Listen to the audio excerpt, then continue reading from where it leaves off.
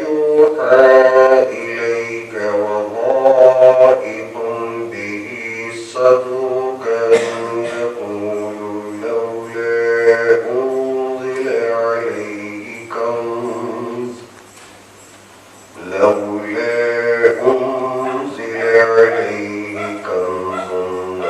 جاء معه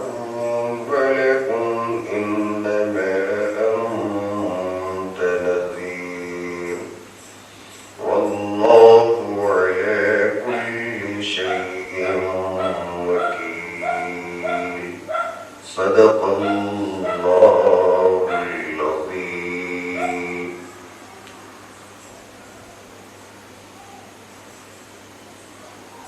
پناہ مانگتا ہوں میں اللہ کی شیطان مردود سے، شروع اللہ کے نام سے جو بڑا ہی مہربان نہایت رحم والا۔ پچھلی آیتوں میں پروردگار عالم نے قرآن مجید کے انکار کرنے والوں کے تعلق سے وعید بیان فرمایا کہ جب ان لوگوں سے کہا جائے کہ تم دوبارہ زندہ کیے جاؤ گے، اللہ کے دربار میں کھڑے کیے جاؤ گے، تو البتہ ضرور کہیں گے جو کہ کافر ہیں، جو کفر کر رہے ہیں، کہ یہ تو نری جادوگری کی باتیں ہیں، صاف الفاظ میں انکار کر دیتے ہیں اور جادو کہہ کر قرآن مجید کا مذاق اڑاتے ہیں۔ اور اللہ تبارک و تعالی جواباً ارشاد فرماتا ہے کہ اگر ان سے توبے کی توقع رکھتے ہوئے، توبے کی امید رکھتے ہوئے عذاب کو تھوڑی دیر کے لیے مؤخر کر دیا جاتا ہے تو یہ اس پر بھی مذاق اڑا کر کہتے ہیں کہ عذاب کو کون روک رکھ لیا اور عذاب ہم پر ابھی اس وقت میں کیوں نازل نہیں ہوتا ہے۔ اللہ تعالیٰ بڑے تاکیدی الفاظ میں بیان فرمایا، ابھی جلدی مچانے والوں، جب عذاب تم پر آ جائے گا اور عذاب کے گھیراؤ میں جب آ جاؤ گے تو کوئی تمہیں بچانے والا نہیں ہوگا، کہ جو کچھ کے مذاق کی باتیں چلتی ہیں اور اس وقت میں دھرے کی دھرے رہ جائیں۔ اور آج کی اللہ تبارک و تعالیٰ آیتوں میں بیان فرماتا ہے وَلَئِنْ أَذَقْنَا الْإِنسَانَ مِنَّا رَحْمَةً ثُمَّ نَزَعْنَاهَا مِنْهُ إِنَّهُ لَيَئُوسٌ كَفُورٌ۔ اور جب ہم مزہ چکھاتے ہیں انسان کو اپنی طرف سے مہربانی کا، کبھی اللہ تعالیٰ انسان پر مہربان ہوتا ہے، دیالو ہوتا ہے، اور اس کی مہربانی کا جب مزہ چکھاتے ہیں ثم نزعناہ منہ، پھر اس سے اس کی تکلیف کو دور کر دیتے ہیں، انہ لیئوس کفور، پھر تو ایک انسان بڑا ہی مایوس ہو جاتا ہے اور ناشکرا بن جاتا ہے۔ مہربانی آتی ہے، پریشانیاں دور ہو جاتی ہیں، شکر گزار بننے کے بجائے اللہ کا ناشکر بن جاتا ہے۔ وَلَئِنْ نَذَقْنَاهُ نَعْمَةً بَعْدَ ضَرَّاءٍ، اور جب ہم اسے چکھاتے ہیں نعمتوں کو، بعد ضراء مَسَّتْهُ، ان تکلیفوں کے بعد بھی جو اسے پہنچی ہیں، لَيَقُولَنَّ ذَهَبَ السَّيِّئَاتُ عَنِّي، تو البتہ ضرور یہ کہہ اٹھتا ہے اور یہ کہتا ہے کہ میری ساری پریشانیاں خرابیاں مجھ سے دور ہو چکی ہیں، میرا نصیبہ بدل گیا ہے، اب تو خوشیوں کے دن آ گئے ہیں، انہ لفریح فخور، شیخیاں بتانے لگ جاتا ہے اور خوشیاں منانے میں مشغول ہو جاتا ہے۔ تکلیف پہنچی جب بھی متوجہ نہیں ہوتا، نعمتیں پہنچتی ہیں جب بھی اللہ کا شکر بجا نہیں لاتا، دونوں حالتوں کے اندر اللہ انسان کو آزماتا ہے۔ اس لیے ان جیسی آیتیں اس سے پہلے بھی ہم پڑھ چکے ہیں، کئی مرتبے اللہ انسان کے نفسیات کو، اس کی طبیعت اور مزاج کو ان الفاظ کے اندر بیان کرتا ہے۔ تکلیف پہنچا کر دیکھتا ہے کہ شاید بندہ توبہ کرے، اس بہانے سے بندے کو معاف کر دیا جائے، اس وقت میں باویلا مچاتا ہے، مایوس ہو کر بیٹھ جاتا ہے، کافر بن جاتا ہے، دوسرے جگہ بھاگنے لگ جاتا ہے، شرک اور کفر کے اندر مبتلا ہو جاتا ہے، اور بسا اوقات جب یہ آزمائش کا زمانہ طویل پکڑ جاتا ہے تو اسلام کو سلام علیک کر کے کافر ہی بن کر رہ جاتا ہے۔ اللہ سب کی حفاظت کرے۔ ایسے آزمائشیں تو سب کے اوپر آتی ہیں، چھوٹی چھوٹی بات پر بندہ اللہ تعالیٰ سے ناراض ہو جانا، حتیٰ کہ زمانے سے مسلمان رہا، اس میں کچھ بھی نہیں ہوا، آج نصرانی بن گیا، عیسائی بن گیا، قرآن پڑھتا رہا، نعوذ باللہ، اس زمانے میں کچھ بھی نہیں ہوا، آج یہ دوسری کتاب پکڑ کر کلیسا کے اندر جا رہا تو بہت ہی مزہ آ رہا، اور جو سمجھا جاتا ہے وہ کام پورا ہوتے جا رہا ہے۔ یہ سارے چیزوں کو لے کر جو شیطانی بہکاوے ہیں، اچھا خاصا مسلمان اللہ صرف توبے کی توفیق دینے بہانہ بنا کر اس پر کچھ بیماریاں لاتا ہے، کچھ مصیبتیں لاتا ہے، استقامت کے ساتھ اللہ کی طرف رجوع کرنے کے بجائے ایک آدھ دن کے اندر مایوس ہو جاتا ہے۔ وہی پہلی آیت میں فرمایا انہ لیئوس، مایوس بن جاتا ہے، تو اللہ ہماری نہیں سنے گا۔ کفور، اور جیسے ہی مایوسی آ جاتی نا، لازمی نتیجہ ناشکرا بن جاتا ہے، حناف شناف پکنے لگتا ہے، اور اگر مرتد بھی نہیں ہوتا تو اپنے الفاظ کی وجہ سے بعض اوقات میں جیسا کہ فقہ کے مسائل میں کافر ضرور بن جاتا ہے اور بندے کو پتہ بھی نہیں چلتا۔ تو ان ساری چیزوں کے اندر اللہ یہ جو بار بار بیان کرتا ہے کہ بندے کی طبیعت ایسی ہوتی ہے کہ اگر اسے نعمتیں دی جائیں تو اس وقت میں شیخیاں پکارنے لگ جاتا ہے۔ کتنے بہترین الفاظ میں اللہ انسان کی طبیعت بیان کرتا ہے، انہ لفرح فخور، خوشیوں میں مشغول ہو کر شکر گزارنے کے بجائے، شاکر ہونے کے بجائے کیا فرمایا، فخور، شیخیاں پکارنے لگتا ہے۔ یعنی جو ہمارے الفاظ میں بولتے نا، اپنا ٹھپو ابا جانا، اپنے منہ میاں مٹھو بن جانا کہ میں نے یوں کر لیا تو میرا معاملہ ایسا ہو گیا، میں نے برابر کے موقع پر صحیح وقت پر صحیح ڈیسیشن لے لیا جس کی وجہ سے میری دکان چل پڑی، میرا نام ہو گیا، اور دوسروں کو دیکھ کر میں یہ صحیح ڈھنگ سے کام نہیں کرنے والے، میں صحیح ڈھنگ سے کام کر لیا، برابر وقت پر میں اپنے بچوں کی تربیت کر لیا، برابر وقت پر میں اپنا یہ کر لیا۔ اللہ کے تعلق سے ایک لفظ نہیں کہے گا اللہ کا فضل ہے، میں گیا خدا انسان ہوں، اللہ نے مجھے مقام و مرتبہ عطا فرمایا، کھانا دیا، پانی دیا، عزت کی زندگی عطا کیا، کبھی الحمدللہ نہیں کہے گا، کبھی سبحان اللہ نہیں بولے گا۔ اللہ خود بولتا ہے، ہماری بات تھوڑی، انہو کہ بے شک یہ بندہ، جبکہ اللہ سارے پریشانیوں کو اس سے دور کر دیتا ہے، رفع دفع کر دیتا ہے، اور بالکل اسے دودھ کا دھلا بنا کر اچھی زندگی دے دیتا ہے۔ اب تک تو چلو بڑی پریشانیوں کے اندر زندگی گزارا، آج ذرا سانس لینے کا ٹائم دیں گے، پھر کسی موقع پر آزما کر کے توبے کی طرف بلائے گی، اسے کان پکڑ کر پھر ایک مرتبہ، دوسرے مرتبہ، تیسرے مرتبہ مروڑ کر اللہ کی طرف متوجہ ہونے دیں گے، چونکہ اللہ جانتا ہے کہ اس کی عمر ابھی باقی ہے، ایک مرتبہ آزمایا نہیں آیا تو پھر سے اللہ تعالیٰ اس کے طرف مہربانی کی نظر فرماتا ہے اور کہتا ہے کہ لَيَقُولُنَّ ذَهَبَ السَّيِّئَاتُ عَنِّي، کیا کہتا ہے کہ آج سے میری اپنی ساری پریشانیاں دور ہو گئے۔ کیسے دور ہو گئی؟ فال کھلایا اس کے اندر، میرے نچھتر دیکھ کر بتانے والے نے بتا دیا کہ اگلے سال مارچ تک میرا یہ معاملہ ایسا ہی چلے گا، مارچ کا مہینہ گزر گیا، اپریل آ گیا، میرا نصیبہ کھل گیا۔ یہ جو کافرانہ کلمات ہیں، پھر جس کی وجہ سے کہ اللہ ایک مارچ کے مہینے تک یا اگلے سال تک اسے آزمائشوں میں اس لیے نہیں رکھا کہ شنی گرہ کے تعلق سے یا شکر گرہ کے تعلق سے یا کجڑو کے تعلق سے یعنی تو مشتری کے تعلق سے اپنا عقیدہ بنا کر رکھے کہ میرا اپنا ستارہ حبوط میں چلتا ہے، وکریم میں چلتا ہے، اب میرا ڈیولپمنٹ نہیں ہوگا، میں کوئی کام نہیں کر پاؤں گا۔ ان باتوں کے اندر مبتلا ہو کر پھر اللہ جتنے وقت کے لیے آزماتا ہے نا، دنیا چاہے کچھ بھی کوشش کر لو، فوراً اللہ فرشتوں کو حکم دیتا ہے کہ اس کے اوپر کی آزمائشوں کا طوف اٹھا دو اور بندے کو فری کر دو۔ اور بندہ جیسے ہی فری ہو جاتا ہے نا، اب انگلی کے اندر جو انگوٹھی پہن کے رکھتا ہے نا اپنے ستارے کے مطابق، اور جو کوئی بھی پتھر پہن لیتا ہے اور اسے بوسہ دے کے کہتا ہے واہ بس یہ تو اس کا کمال ہو گیا جو انگوٹھی پہن لیا، آج سے میری ساری پریشانیاں رفو چکر ہو گئی۔ انہ لفریح فخور، خوشیاں مناتا ہے، آپے سے باہر ہو جاتا ہے، زمین پر نہیں چلتا، ہواؤں میں اڑنے لگتا ہے۔ فخور کیا کہا؟ شیخیاں بکھارنے لگتا ہے کہ اپنی پڑھائی اپنا بڑپن بنانے لگتا ہے کہ لوگ اس کی تعریف کرتے تو اس تعریف کے اندر اللہ کی تعریف بھول جاتا ہے. الا الذین صبروا وعملوا الصالحات اولئک لهم مغفرۃ واجر کبیر. اب یہ ہمارے لیے اللہ کا وعدہ ہے. اللہ اس قرآن کے صدقے تو فعل میں ہم تمام لوگوں کو یہ بشارت کا مستحق بنا دے. جو اللہ مستثنا کر کر ایکسپٹ کر کر جو ہم لوگوں کے تعلق سے بیان کرتا ہے الا الذین، مگر وہ لوگ جو ایمان صبر کرے. اللہ نے آزمائش کے اندر مبتلا کی، اللہ کی آزمائشیں آئے، پھر یہ لوگ صبر کیے. صبر کا مطلب کیا ہے؟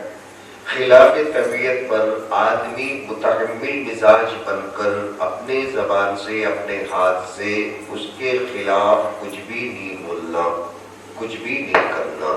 ایک لفظ کے اندر اگر بولا جائے تو صبر کا مطلب ہے جو ہم چاہتے ہیں اس کے خلاف ہمارے سامنے کوئی کام ہوتا ہے، جب بھی اس کام کو، اس عمل کو اسی طریقے قبول کیا جائے جس طرح اگر ہمارے موافقت میں ہو جاتا. لڑکا امتحان لکھتا ہے، یہ سوچ کر لکھتا ہے کہ میرا رزلٹ نکلے گا اور جب بھی نکلے گا تو کامیابی والا رزلٹ نکلے گا، مجھے ناکامی کا منہ دیکھنا نہیں پڑے گا. ہر ایک اسی امید سے امتحان لکھتا ہے. اور جب اچھا رزلٹ آتا ہے، پہلے درجے کے اندر فرسٹ کلاس میں کامیاب ہوتا ہے تو ناراض ہوگا کہ خوش ہوگا؟ یقیناً خوشیاں منائے گا، خوش ہوگا. سب کے اندر مل کر خوشیاں بانٹے گا، ٹریٹ بھی دے گا، کھلائے گا پلائے گا، موج مستی کرے گا.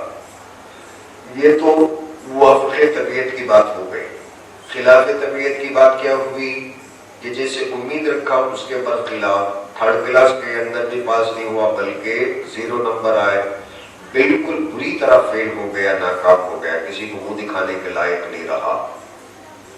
اور ماں باپ بھی ناراض ہے، دوست احباب بھی ناراض ہے، اور خود کا دل بھی کھٹا ہو گیا.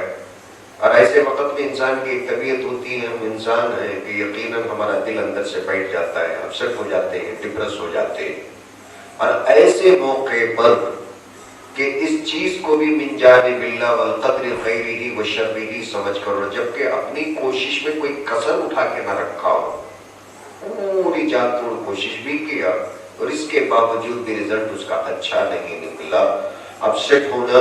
ایک انسانی فطرت کا تقاضا ہے، درد ہونا انسان کی طبیعت کا ایک خاصہ ہے، مگر اس کے رو کے اندر تنکے کی طرح بیٹھ جانا، زبان میں جو آیا وہ بول دینا اور جو ہاتھ میں آیا وہ کر دینا، یہ خلاف صبر ہے. صبر کا مطلب یہ ہے کہ اس وقت میں بھی، اس اپسیٹ کے موقع پر بھی، اس ڈپریشن کے موقع پر بھی، اس دباؤ اور تناؤ کے زمانے میں بھی بندہ اپنے آپ کو سنبھال کر اس چیز کو اپنی طبیعت بنانا، اسے موافقت میں لینا، اسے مثبت پہلو سے قبول کر لینا، اسی کا نام صبر کہلاتا ہے. اور منطق کی کتابوں میں اس کا ڈیفینیشن اسی طرح لکھا جاتا ہے. صبر نیگیٹو نہیں، صبر اللہ تعالیٰ پازیٹو. اللہ بھلا یہ کیوں کہے گا کہ میں تجھے تھپڑ ماروں گا پھر بھی ہنسنا؟ نیگیٹو معنی نہیں ہے صبر کا. صبر کا مطلب یہ ہے خوشیوں کے اندر جس طرح ہنستا ہے، مشکلات کے اندر بھی ہنسنے کی طبیعت بنانا، اسے بھی پازیٹو لینا، اسی کا نام صبر ہے. شکایت کا مطلب کیا ہے؟ پریشانی آئی تو بندہ فریاد کرنا، واویلا مچانا، شور و ہلہ مچانا، زبان میں جو آتا ہے وہ کہنا، حتیٰ کہ گالی گلوچ مت دینا ہے، شکوے شکایت ہے جو بندے کو کہاں سے کہاں تک پہنچا دیتے ہیں اور کہاں سے کہاں تک گرا دیتے ہیں. صبر کرنے والا شکایت نہیں کرتا اور شکایت کرنے والے کے ہاں صبر نہیں رہتا. جیسے ایک دن ہوتا ہے رات دونوں ایک جگہ جمع نہیں ہوتے، اسی طرح شکایت کرنے والے کے ہاں صبر نہیں رہتا اور صبر کرنے والے کے زبان پر شکوہ شکایت نہیں بولتے. فرمایا کہ جب اس سے برائیاں دور ہو جاتی ہیں، لَيَقُولَنَّ ذَهَبَتْ السَّيِّئَاتُ عَنِّي إِنَّهُ لَفَرِحٌ فَخُورٌ إِلَّا الَّذِينَ صَبَرُوا، مگر وہ لوگ جو صبر کرتے ہیں، وَعَمِلُوا الصَّالِحَاتِ، اور ایسے موقع پر بھی نیک اعمال جیسے پچھلے دنوں میں کرتے تھے اور آج بھی کر رہے ہیں، اس کے اندر کوئی کمی نہیں ہوگی. پہلے بھی خیرات کرتا تھا کہ اللہ اس کی وجہ سے مجھے امتحان میں پاس کرا دے، فیل کا رزلٹ نکلا، اس وقت کے اندر اب یہ ناراض ہو کر خیرات کرنا نہیں چھوڑے گا، پھر بھی اسی جذبے کے ساتھ خیرات کرے گا کہ اللہ نے مجھے ناکام کیا، نہ جانے کون سی تربیت کے لیے کیا، مجھے تو ہر حال میں اللہ کو راضی کرنا، وہ یہ سوچ کر پھر بھی اللہ کے راستے کے اندر خیرات کرے گا۔ وَعَمِلُوا الصَّالِحَاتِ، صبر بھی کرتا ہے، اور پرانی زندگی میں جو نیک اعمال کرتا تھا اس کے اندر کوئی کمی بھی نہیں کرتا ہے۔ اولئک، یہی وہ لوگ ہیں، لہم، ان کے لیے ہے، مغفرۃ، اللہ تعالیٰ کی مغفرت اور بخشش، واجر کبیر، بہت بڑا معاوضہ اور بدلہ اور ثواب ہے، بہت بڑا اجر کبیر۔ اور یہ کبیر کے اندر اللہ کیا چھپا کے رکھا ہے اللہ بہتر جانتا ہے۔ اللہ جو آزمائشوں کے اندر ہم لوگوں کو مبتلا کرتا ہے، آئے دن کسی نہ کسی پریشانی کے اندر ہم تمام کے تمام رہتے ہیں، کوئی نہ کوئی ٹینشن رہتا ہے، چھوٹا سا دھکا ضرور لگ جاتا ہے اور بندہ اس وقت میں اپسیٹ ہو جاتا ہے۔ اور بچے تو بالکل واویلا مچاتے تھے، اور ذرا عمر دراز لوگ ہیں کہ اپنے دل کے اوپر اس بوجھ کو لے کر کم سے کم ان کے تائور بدل جاتے ہیں، چہرے کی ہنسی نکل جاتی ہے، اڑ جاتی۔ ان سارے حالات کے اندر جو چھوٹی بڑی آزمائش ہو یا بہت بڑی آزمائش ہو، جیسی کچھ بھی ہو، اللہ خوشخبری دیتا ہے وہ لوگ جو ایسے موقع پر فریح فخور بننے کے بجائے، شیخیاں بگارنے کے بجائے، یا پھر نہیں تو اپنے خوشیوں کے اندر اللہ کو بھلا دینے کے بجائے، ناشکرہ بن جانے کے بجائے صبر بھی کرتے ہیں اور نیکیاں بھی کرتے ہیں، تو ایسے بندوں کے لیے اللہ نے دو وعدے فرمائے، دو خوشخبریاں سنائیں۔ ایسا بندہ جب کبھی اللہ سے معافی مانگتا نا، اللہ کہتا ہے کہ اللہ اسے معاف کر دے گا۔ پریشانیوں کے اندر صبر کیا اور مثبت پہلو سے لیا، پازیٹیو ایکسپٹ کیا، پرانے جو کام کر رہا تھا برابر کیا، جیسے نمازیں پڑھ رہا تھا، جس دل جمعی کے ساتھ پڑھ رہا تھا، آج بھی اسی طرح پڑھ رہا ہے، اور جبکہ وہ فیل ہو گیا پھر بھی اسی دل جمعی کے ساتھ دل لگا کر نمازیں پڑھتا ہے۔ اور کہیں کسی جگہ اپلیکیشن لے کر گیا ملازمت اور نوکری کے لیے، پھر ناکامی کا منہ دیکھنا پڑا، دل کھٹا ہو گیا، بڑے دل کے اوپر چھریاں چل گئی، بڑی امید کے ساتھ گیا۔ دوسرا اس جگہ ہائیلی ریکمنڈیڈ کوئی کینڈیڈیٹ آیا اور اس کی جگہ وہ لے کر چلا گیا، وہ بندہ قابل اور بالکل لائق بننے کے باوجود بھی غریب گھر کا بندہ ہونے کی وجہ سے بالکل منہ لٹکا کر واپس آنا پڑا، واپس آ گیا۔ اور ایسے موقع پر کوئی خالہ، کوئی نانی جان، کوئی دادی جان یہ نہیں کہے گی کب سے تو نمازیں پڑھتا ہے، اللہ تیرا منہ کب دیکھے گا، نعوذ باللہ۔ یہ نمازیں پڑھنے کو، نوکری ملنے کو کوئی بھی تعلق نہیں، یہ نمازیں پڑھنا، نمازیں پڑھنے کی وجہ سے نوکری مل جانا، حج بیت اللہ کرنے کی وجہ سے گھر میں شادیاں ہو جانا، تہجد پڑھنے کی وجہ سے گھر بن جانا، گھر بنانے کے لیے تہجد نہیں پڑھیں گے۔ اور جنت کے تعلق سے تو امام رومی رحمہ اللہ نے بڑی بہترین بات کہی تھی، جو کئی مرتبہ آپ حضرات سن چکے ہیں، کہ جو بندہ دنیا کی بات چھوڑو تو یہ لوگ تو دنیا کو سنڈاس میں نہیں سمجھتے، آخرت ان کے نظر میں ہوتی ہے، تو یہ جو بھی کہیں گے نا تو آخرت کی بات کہیں گے کہ آخرت میں جنت کا طلبگار بن کر جو بھی عبادت کرتا نا، ہمارے نظر کے اندر یہ آدمی مخنث ہوتا ہے، یہ جڑا کہلاتا ہے صوفیہ کے ہاں، کہ جنت کے حرص کے اندر کام کرے، اور ان کی نظر یہ ہوتی ہے نہ جنت ہے نہ جہنم ہے، آخرت کی کوئی حساب و کتاب کی فکر نہیں، جیسے ہم 11ویں بارے میں پڑھ چکے ہیں، الا ان اولیاء اللہ لا خوف علیہم ولا هم یحزنون، نہ آخرت کا فکر، نہ دنیا کا فکر، نہ آخرت کا غم، نہ دنیا کا غم، پھر کون سا غم اس کے اندر اتنے میں جا رہے ہیں، اے اللہ تو ہمیں کب نظر آ جائے گا۔ شوق لقاء، اللہ سے ملنے اور ملاقات کرنے کا جو عشق کا بھوت اور جنون ان کے اپنے دلوں کے اوپر، دماغ کے اوپر چھایا ہوا ہے، سوار ہے، جادو کی طرح ان کے اپنے اوپر عشق کا جادو ہو گیا ہے، فسوں چڑھ گیا ہے، اور اس کے اندر یہ لوگ نہ جنت کے طلبگار ہوتے ہیں نہ جہنم کے طلبگار ہوتے ہیں۔ شریعت کے اندر جتنی دعائیں وہ اس لیے مانگتے ہیں کہ نبی اکرم صلی اللہ علیہ وسلم نے اس کی تلقین فرمائی، تاکید فرمائی، متشرع ہونے کے بعد ہی آدمی ولی بنتا ہے، شریعت پر عمل کیے بغیر کوئی ولی نہیں بن جاتا۔ یہ جو مدارج کو طے کرتے کرتے کرتے کرتے جو وہ آخری درجے کو پہنچ جاتا نا، پھر اس وقت کے اندر اس کی نظر صرف ذات باری تعالیٰ ہی کی طرف ٹکٹکی باندھے رہتی ہے، اس سے پرے ہٹ کر نہ جبریل علیہ السلام کو دیکھتا ہے، نہ میکائیل کو دیکھتا ہے، نہ جنت کی حوروں کو دیکھتا ہے۔ اسے اللہ کا جمال چاہیے، حور کے جمال سے وہ کبھی کا مستغنی اور بے نیاز ہو چکا ہوتا ہے۔ حضرت معین الدین چشتی رحمۃ اللہ علیہ، جو ہمارے ہندوستان کے بہت بڑے اولیاء کرام میں سے ہیں، اللہ ان کے نقش قدم پر چلنے کی ہم تمام کو توفیق عطا فرمائے۔ اس ملک کے اندر حضرت نے بہت بڑا کام کیا، اسلام کو پھیلایا۔ ہمارے باپ دادے کی محنتوں کی وجہ سے مسلمان ہوئے، ورنہ یہ کوئی عربستان نہیں تھا، ہندوستان تھا، اور آج بھی ہندوستان ہے۔ ان بزرگان اعزاز کی محنتوں کی وجہ سے ہمارے فرقوں کے اندر نہ جانے کون اسلام قبول کیے اہل اللہ کے ہاتھ پر۔ تو یہ بڑی خوش نصیبی کی بات ہے نا، ہمارے باپ دادے اولیاء اکرام کے تو شاگرد ہوں گے، ورنہ کون غیر مسلمان ہوگا جو ان لوگوں کو کلمہ پڑھایا ہوگا؟ مسلمان ہی تو کلمہ پڑھائے گا نا۔ تو آج کے مسلمان تھوڑی تھے اس زمانے کے اندر، جیسے ہمارا سلسلہ چلتے چلتے چلتے چلتے چلتے اگر 200 سال 300 سال 400 سال کے اگر ہم قدیم مسلمان ہیں تو پھر اندازہ لگائیں کہ اس زمانے کے اندر جو 500 600 700 سال پہلے جب خواجہ اجمیری رحمۃ اللہ علیہ ہندوستان میں تشریف لے آئے تو ان اساتذہ اکرام، ان علماء اعظام، ان اولیاء اکرام کے ہاتھوں پر بیعت کر کر اسلام لانے والے ہمارے فرقوں میں ہمارے دادے کتنے خوش نصیب ہوں گے کہ جن کی نسلوں کے اندر اللہ ہم لوگوں کو پیدا فرمایا۔ آج ہمارے پاس اس کی کوئی قدر اور قیمت نہیں ہے۔ تو یہ حضرات ہمارے ملک میں آئے، کافی محنتیں کی۔ تو خواجہ اجمیری رحمۃ اللہ علیہ ایک مرتبہ کہ ان کے اپنے جو خاص شاگرد تھے، ہم تمام جانتے ہیں خواجہ بختیار کاکی رحمۃ اللہ علیہ، اجمیری رحمۃ اللہ علیہ کے شاگرد ہیں۔ یہ اجمیر میں رہتے تھے اور یہ حضرت دلی کے اندر رہتے تھے۔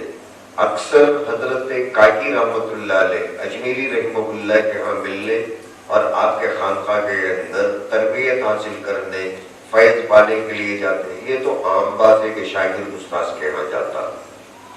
ایک مرتبہ ایسے ہوا کہ خواجہ معین الدین چشتی اجمیری رحمہ اللہ، ان کو شاگرد کی بڑی یاد آ گئی، اور خلاف معمول اس وقت میں شاگرد ان کے پاس آنے کا وقت نہیں تھا، وہ موقع نہیں تھا۔ تو حضرت نے ایک یہ طے کیا، ارادہ کیا کہ چلو شاگرد کی بڑی یاد آتی ہے، میں خود چل کر حضرت بختیار کاکی رحمۃ اللہ علیہ سے مل آتا ہوں۔ تو ان کا مقام و مرتبہ کیا ہوگا کہ ایک شیخ کو یاد آتی ہے تو شیخ اجمیر سے سفر کر کر دلی آ رہے ہیں۔ اس سے ہمیں اس بات کا اندازہ ہوگا کہ شاگرد کا مقام و مرتبہ کیا ہوگا استاذ کی نظر میں۔ بھائی چٹھی لکھ کر بلانے کے بجائے، شاگرد کو بھیج کر بلانے کے بجائے، اس عمر کے اندر پیدل وہاں سے سفر کر کے دلی نکل کے آ رہے ہیں۔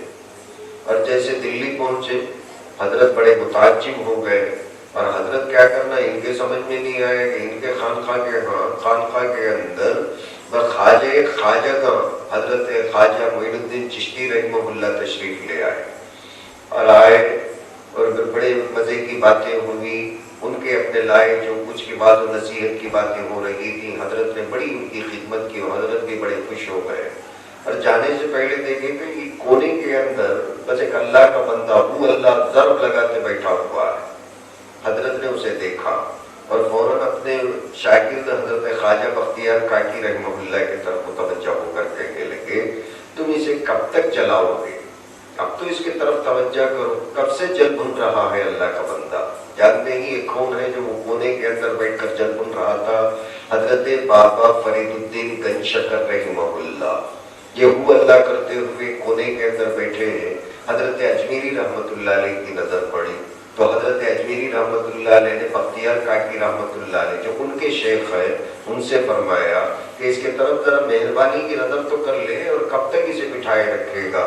حضرت نے فرمایا کہ جب آپ یہاں تشریف لائے تو آپ ایک نظر ڈال لیں، آپ ہی ایک نظر ڈال لیں، پھر آپ کے حکم کے اوپر میں آمنا سلمنا کہہ کر عمل کروں گا۔ حضرت ان کو قریب بلائے، فرید الدین گنج شکر رحمہ اللہ، اور بابا فرید الدین گنج شکر رحمۃ اللہ علیہ خواجہ بختیار کاکی رحمۃ اللہ علیہ کے خدمت میں ان کی تربیت میں زمانے سے ذکر اور فکر کر رہے ہیں، ریاضتیں اور مجاہدے کر رہے ہیں، توجہ ڈالی جاتی ہے اور توجہ کے باقاعدہ وہ مبذول اور متوجہ ہو کر اسے قبول کر رہے ہیں۔ یہ دلوں کی طرف کی اور یہ دلوں کے جانب سے ایک بات ہوتی ہے توجہ کا ڈالنا، آنکھیں بند کر کر ایک شیخ اپنے مرید کے دلوں کے اوپر توجہ ڈالتا ہے، اور جس کی وجہ سے متوجہ ہونے کی قابلیت اگر ہوتی ہے تو شاگرد متوجہ ہوتا ہے اور اس کے اوپر وہ اللہ تعالیٰ کے انوار اور تجلیات کا سلسلہ شروع ہوتا ہے۔ تو اس کیفیت کے حد تک پہنچنے کے بعد میں حضرت نے دیکھا کہ ان کے اپنے حال کو دیکھ کر فرمایا کہ اسے کب تک جلائے گا، یہ تو جل بھن رہا ہے، اس کی طرف مہربانی کر۔ فرمایا کہ آپ ذرا پہلے توجہ کر لیں، بعد میں آپ کے حکم کی تعمیل کروں گا۔ حضرت اسے قریب بلائے اور کہنے کے بعد میں وہ جب وہ تشریف لے آئے، کھڑا کیا اور پھر حضرت نے ان کو معانقہ کیا۔ اجمیری رحمۃ اللہ علیہ نے بابا فرید الدین گنج شکر رحمۃ اللہ علیہ کو سینے سے لگایا۔ اپنے ملفوظات کے اندر گنج شکر فرید الدین گنج شکر رحمۃ اللہ علیہ بیان فرماتے ہیں، زندگی کے اندر میں نے اس کی چاشنی کو کبھی نہیں بھلایا، جو مٹھاس ایمان کا میرے سینے کے اندر منتقل ہو گیا، میری دعاؤں کے اندر، میرے نمازوں کے اندر، زندگی کے اندر وہ مٹھاس نہیں گئی، میں بھلا نہیں سکا۔ اور جس وقت میں یہ کتاب لکھ رہا ہوں، ملفوظ لکھ رہا ہوں، حضرت کے سینے سے حضرت نے بڑے مہربانی سے میرے سینے کے اندر اللہ کے جو ایمان کی چاشنی کو اور حلاوت کو منتقل کیا، آج بھی میں اسے باقاعدہ طور پر اپنے سراہی کے اندر پا رہا ہوں۔ ایک عجیب قسم کی ایک لہر، ایک ٹھنڈا پن، ایک مٹھاس میرے اپنے سینے کے اندر منتقل ہو گیا۔ اور جیسے ہی ان کو چھوڑا، حضرت بختیار کاکی رحمۃ اللہ علیہ نے فرمایا، میرا یہی ارادہ تھا جو اللہ آپ کو یہاں بلا کے لایا، میں یہی اللہ سے دعا کر رہا تھا کہ اسے خلافت آپ کے ہاتھوں سے دے دوں کہ اتنے مرتبے کو پہنچ چکا ہے۔ حضرت مسکرائے۔ یہ سب اندرونی ایک باتیں، ایک سلسلہ ہے جو چلتا ہے، اللہ ان کو وہاں سے چلایا، یہاں پہنچایا، ان کی نظر ان کے اوپر پڑ گئی۔ تو ایک سلسلہ ہے اولیاء کرام کا کہ جن کی وجہ سے اللہ تعالیٰ نے ہمارے اپنے اس ملک کے اندر بڑی مہربانی کا معاملہ فرمایا، مدارس عربیہ کو قائم فرمایا۔ تو اللہ تعالیٰ ایسے مواقع پر، آزمائشوں پر صبر کرنے والوں کو دو باتوں کی خوشخبری سناتا ہے۔ اولئک لہم مغفرہ، جب ایسا بندہ کہ مشکل موقعوں کے اوپر اف بھی نہیں کیے بغیر